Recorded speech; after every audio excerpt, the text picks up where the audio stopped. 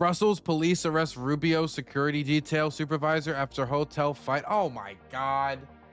Can these people not act like an adult for 5 seconds? Can they not just for 5 seconds? Just for a moment. Just a moment in the society. Oh my God. And this is the Washington Examiner. This is a right-wing. Oh my God. This is a right-wing publication. Oh my gosh. Brussels police arrest Rubio security detail supervisor after hotel fight. Oh my God. A diplomatic security service shift supervisor assigned to the Secretary of State Marco Rubio's protective detail was arrested by Belgian police at a Brussels hotel last Monday after arguing with hotel staff and fighting with responding police officers. Later that week, Rubio stayed in the same place, Hotel Amigo, while attending NATO's foreign ministers meeting. The DSS veteran, whose name the Washington Examiner is withholding, was a senior agent on the DSS advance party to Belgium. Their protective advance party was responsible for securing the hotel and conducting final security preparations at the various sites in Brussels for Rubio's visit. Speaking on the condition of anonymity, two sources with direct knowledge of the situation told the Washington Examiner that the agent in question was behaving erratically and became irate when hotel staff refused to reopen the bar beyond its normal hours.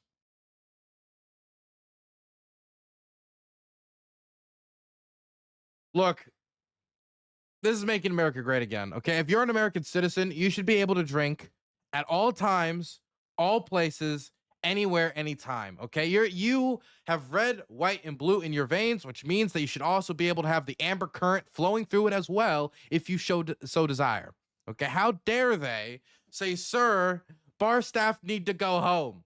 I serve the American government. What do you mean bar staff has to go on? I will projectile vomit wherever I so choose. For I fly the red, white, and blue. My God. My goodness. Out of all the things, I thought maybe it would... Look, I was trying to find some way to be like, look, guys, we got to wait. We got to wait. I know I opened with, oh, can't they act like an adult for 5 seconds? That was my true reaction. That was my unfiltered reaction. That was what I felt in my chest. I should have been like, wait, let's read and see, okay? But my gut reaction was on point. They wanted to drink. They were angry that they wanted to drink, and then they fought with responding police officers after they were told that the bar is no longer open. Police were then, when staff, including the night manager, attempted to persuade the agent to return to his room, the agent became physically aggressive. Police were then called. The agent then engaged in an altercation with numerous police officers. Not one police officer, numerous police officers, which led to his arrest. The agent was released from police custody later that day after an intervention by the U.S. Embassy. Can I just say, right? The image that we're projecting to the world, Trump talked a lot about that on the campaign trail. And when I talked to people in Trump's base, this was something, when it came to foreign policy, was one of the few things that seemed to register them, was this deep sense of getting screwed and wanting to screw those who had screwed them. Now, they had come to believe that that was certain foreign countries when it comes to tariffs and such. Like apparently Vietnam's 1% tariff has, screwed the American workers. So we need to place a nearly 40% tariff on Vietnamese goods. And when they offer to get rid of the tariff, we still hold it. But, point is, we need to regain this dignity on the world stage economically. We need to regain this dignity on the world stage militarily so people respect us and they don't attack us, because Russia totally wouldn't have attacked Ukraine if Trump was president. We wouldn't have had this disaster if Trump was president, this disaster if Trump was president. Now, when disasters happened when Trump was president, of course, those were unavoidable. There is no change in posture or military administration or statescraft that could have been done to avoid that crisis. But if it's in a crisis when he's not in office, well, of course, it could have been avoidable.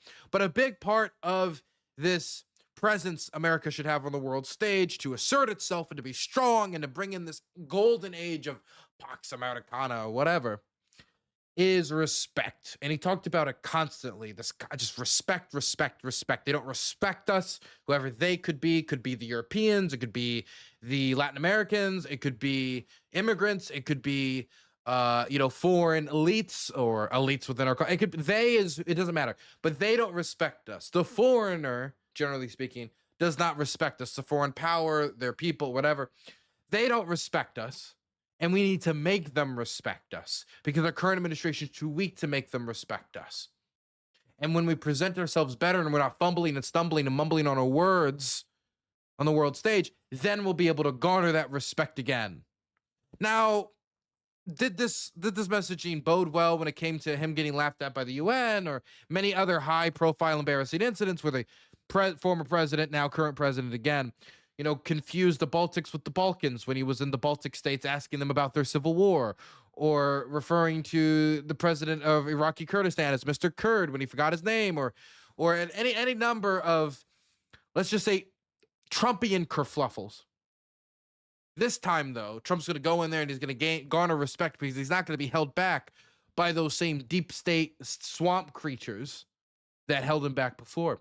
And so he's in there and he appoints a bunch of people with just a complete lack of experience in just about every single field he chose them for. Tulsi Gabbard, top intelligence official in the country, never held an intelligence a role in her life. Never. Not once. RFK never held a public health role in his life. Now he's the top health official in the country, even though he is a wackadoodle when it comes to health issues and takes fish medicine on the airplanes. Anyway, look that up. Look it up. You got Pete Hegseth, somebody who was an infantryman, but now is managing an organization of an $850 billion military budget with a staff of 3 million, and he's trying to do a massive restructuring with zero management experience in official positions and no management experience of an organization of over 300 people. Carrie Lake gets appointed the head of Voice of America with no experience of leading an organization of any sort. Linda McMahon, head of the Department of Education, that Trump wants to put on the chopping block anyway. There was a lot of these picks. Now, historically, when you pick someone like Linda McMahon for head of the education department or education secretary, et cetera, it was like, oh, I don't believe in this government institution, so I just appoint somebody who doesn't really believe in it that much anyway either. So it doesn't really do its job like it's supposed to, or at least aggressively. So the effects of what they believe to be an unjust or, restrictive institution, government overbearing, can be at least limited until there is some congressional change. Well, Trump has avoided that by usurping Congress's power of the purse altogether, unconstitutionally, but he's done it all the same. And so it does, whether it's unconstitutional or not, it doesn't seem to be stopping Trump. Point is, the Trump administration is staffed by a bunch of people who don't have experience in their field. They have a bad record when it comes to retaining respect on the world stage. And now they come back to the world stage after trashing other leadership as bringing no respect to the United States government. They then almost immediately crash the world economy with tariffs that don't really seem to make much economic sense when it comes to a bipartisan swath of economic advisors, with the only solid and sustainable long-term goal being the retention of, or really the regaining of, a U.S. manufacturing, because we're losing U.S. manufacturing jobs right now because of the loss of certain parts that we had to import from Canada and Mexico for car manufacturing. We've already lost auto manufacturer workers, people working on the line in Iowa and Michigan, hundreds to thousands already. So when it comes to retaining manufacturing jobs, maybe it's a little different. When it comes to gaining them back, the only long-term goal is to gain those manufacturing jobs back, but we have yet to see a concrete plan to do that. We have seen Trump go out and threaten tariffs against this country and that country with sometimes seemingly contradictory goals. Sometimes it has to do with, well, we want to weaken the strength of the U.S. dollar in order to strengthen manufacturing at home. But then in other instances, we'll see Donald Trump come out and say, well, actually, we need to strengthen, not lower the strength of the U.S. dollar. We need to strengthen the U.S. dollar in order to make it so American savings and we see these contradictory policies. We see Trump making a fool of himself on the national stage and on the international stage by saying the same silly nonsense as he said before. We see him talking about conquering this country and conquering that country with their local whims not attended to whatsoever, making it much easier for foreign timpa dictators to try to justify the same. And we see their staff that was supposed to, at least from Trump's perspective, or at least from his spiel, that was supposed to behave better than the bumbling old man of the Biden administration.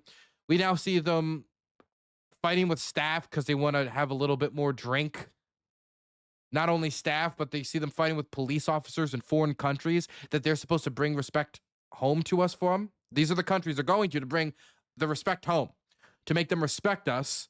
And these people are acting like drunken fools. That's not even to talk about Pete Hegseth. That's for another day. What are we doing to regain this respect on the world stage? Have we done anything to regain respect on the world stage? I mean, there's certain nations that think we're unpredictable, and there's a certain respect for the amount of damage we could cause. But when it comes to respect for the United States of being a cogent, well-thinking partner or nation that is your long-thinking rival that will, challenge you throughout the ages, I don't think that level of deterrence or confidence has been established. I think it's been undermined, and I think it will continue to be undermined as not only they embarrass themselves with little diplomatic incidents like this, but continue to make them fool of themselves when it comes to trying to pursue either, a strengthened U.S. industrial base or trying to find peace in Ukraine and failing. Can these people not act like an adult for 5 seconds?